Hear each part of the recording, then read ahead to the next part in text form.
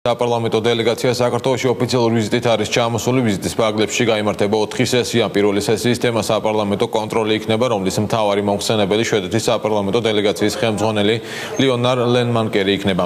ვიზიტის ფარგლებში განიხილება კანონის უზენაესობის საკითხი, გენდერული თანასწორობის და ასევე რეგიონული განვითარების საკითხები. ვიზიტის ფარგლებში დელეგაცია მცხეთის ღირსშესანიშნაობებსაც დაათვალიერებს. მიმდინარეობს აქტიური თანამშრომლობა მთელ რიგ საკითხებზე, მინდა გითხრათ საკანონმდებლო კანონის უზენაესობაზე იქნება საუბარი, იქნება კანონშემოქმედების საქმიანობაზე, იქნება გენდერულ პრობლემებზე საუბარი.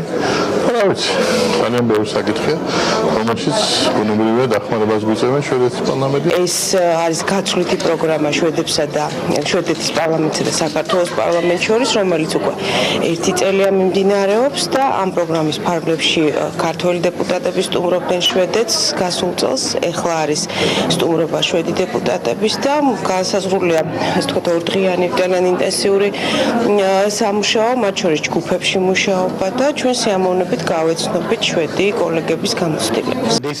ეს არის შეხვედრა საქართველოს პარლამენტარებსა და შვედ პარლამენტარებს შორის. არსებობს 4 მნიშვნელოვანი ფაქტორი, რომელიც ხელს შეუწყობს მთავრობის წინსვლას. პირველ რიგში პარლამენტმა უნდა აკონტროლოს მთავრობა და ადმინისტრაცია. მეორე არის ის, რომ ქვეყნისთვის მნიშვნელოვანია კანონის უზენაესობა. მესამე მნიშვნელოვანი ფაქტორია გენდერული თანასწორობა და ქალების როლი პოლიტიკაში და ბოლოს არის დემოკრატია, რისთვისაც ამ ქვეყანაში მთელი რიგი რეფორმები უნდა გატარდეს.